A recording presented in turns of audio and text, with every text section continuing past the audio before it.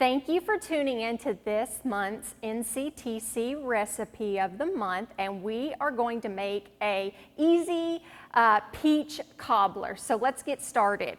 So first off, I have preheated my oven to 375 degrees. I have also washed my hands and I have thoroughly washed the peaches that we are going to use today. And if you haven't figured out just yet, we are going to feature peaches as this month's produce that you can buy at your local farmer's market. So peaches are in season the month of August, and some orchards will even have them into the month of September.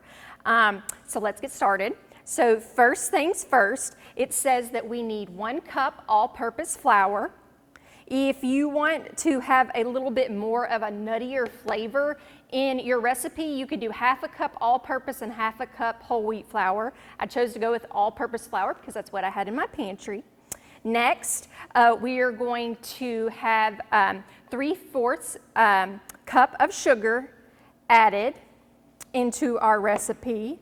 Our recipe calls for salt, but I'm trying to watch my sodium intake. It just says a pinch of salt, but I'm going to leave that out. That's okay. Our recipe will still be fine. Next, it is going to call for some baking powder. So we are going to need 1 1/2 teaspoon of baking powder. So I'm going to put that in there, and then I'm going to get just a 1/2. There we go. And our recipe says that we need to combine all of our ingredients. So our flour, all of our dry ingredients need to be mixed up really well. And I have got my ingredients mixed up. So now our recipe says that we are going to add milk. This is 1 cup of milk. Our recipe says to use skim milk, but if you don't have skim milk on hand, if you need to use whole milk or 1% milk, whatever milk you have on hand will work for this. So I'm going to give this a nice whisk and get it all mixed up. And something that is great about peaches, they can be canned, or your peaches can be frozen, so they freeze really well. You want to make sure that when you are shopping for peaches at the farmer's market, or if you're going to the grocery store, you want to make sure that they're not squishy per se. So you want you want it to give your peach to give a little bit of give, but you don't want it to be squishy feeling in your hand. Also make sure that it's not, I like to say your peach is like oozing, so there's no deformities in your peach, and that the skin is nice and bright around it when you're looking for it. And then also when you're shopping at the farmer's market, be able to look through. You're allowed to go look through the bags and make sure, maybe the bottom ones are still as fresh as the ones on top. And same with the grocery store. Make sure you're looking through your bag to make sure you get the best produce. And also when you are canning or freezing, the purpose of canning peaches and freezing peaches is at peak quality. So canning and freezing, you want the best flavor. So it's not necessarily one of those things where your peaches are going to start going bad. They're going to start losing their flavor. And so when you can, make sure that you have just bought them and then you get ready to can so that you preserve the freshness of that produce, because you put all that hard work into it.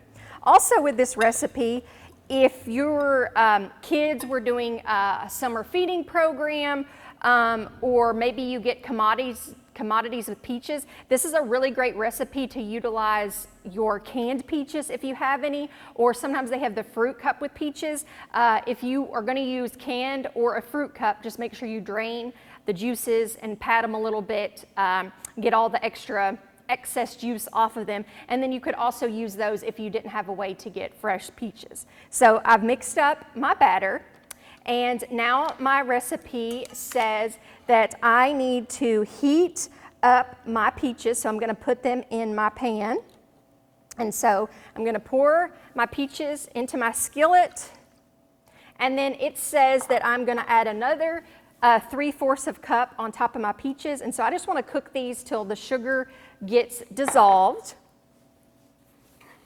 So I'm going to let this sit for a minute. While my peaches are cooking, I am going to go ahead and get my pan ready.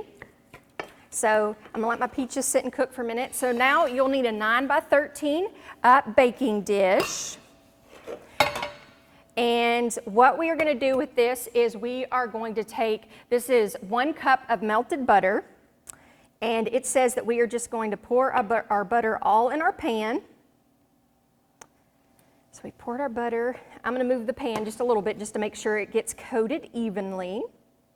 And then next, still while our peaches are cooking, it says that we are going to just pour our batter in here. It says don't stir, don't do anything, just pour your batter in here evenly. So I'm going to get my batter. Oh, look at that. It's coming out nicely. I'm actually going to use this spoon. Make sure we get all of it out. There we go. And let me tell you all, this cobbler tastes so good. And if you have a different type of produce that you would want to use, you can feel free to, sub whatever fruit, for peaches. Maybe you still have blueberries, or maybe you have blackberries, or whatever that you have. Maybe you have, we'll be getting into apple season pretty soon. Maybe you want to sub this and use apples. You could do that too, make an apple cobbler. So I'm just going to kind of shake it just a little bit. And the batter, as it cooks, don't worry about it. The batter will kind of spread out as it cooks. So now my peaches, I'm going to give them another stir. And this doesn't take too long. You just want to make sure that the sugar, the main part is that all your peaches in your skillet have gotten coated and that the sugar is nice and dissolved. So let's see. These look really good. So I've cooked these and got them coated. So now my recipe says that we are going to take our skillet with our peaches and we are going to pour them on top. So I've got my peaches. I'm going to try to get them all over as much as I can. Make sure I get the consistency right. And also this is, I'm not sure if I actually said this, but this is 4 cups of peaches that we used in this recipe. There we go. Now I am going to kind of spread it. Some of the ones didn't get on the side, so I am going to take this a little bit. Now you don't need to. You can spread out some of the peaches lightly, but you don't need to take your utensil and mix up your spoon and mix any of it together. You want the peaches to kind of be setting on top, because as they bake, they're going to kind of sink towards the bottom, and all of this is going to come together. So our oven is preheated at 375, and I'm going to pop this in just a minute. Our next part says that we can take 1 teaspoon of cinnamon or nutmeg and sprinkle it on top of this. So I've got my teaspoon, and I'm just going to gently tap my teaspoon and get the cinnamon all over. Cinnamon actually is going to bring out some of the sweetness and some extra flavors in this dish. I've also made this dish where I have used the nutmeg and the cinnamon mixed together, and that kind of gives it a little bit more of a fall flavor than nutmeg. So it kind of just depends on if you want it to be more summer tasting or if you want to give it more fall flavor. So I've got all of my cinnamon all over my dish, and we are going to be ready to put it in our oven just like this, and you will cook this for 40 minutes. Now, some ovens, it might take a little bit longer. Other ovens, it may take a little less time to cook. So a best way to figure out if it's done, it's going to get nice and golden brown, and you can take a fork and put it into your cobbler, and if there's no batter that comes out on your fork, then it means it's done. So just make sure that you're aware if your oven takes a little bit longer to cook, or if it's an oven that is quicker, you might want to just cook this for maybe 30 minutes or so that you don't burn anything. But I'm going to pop this in the oven, and then we will be back in just a second.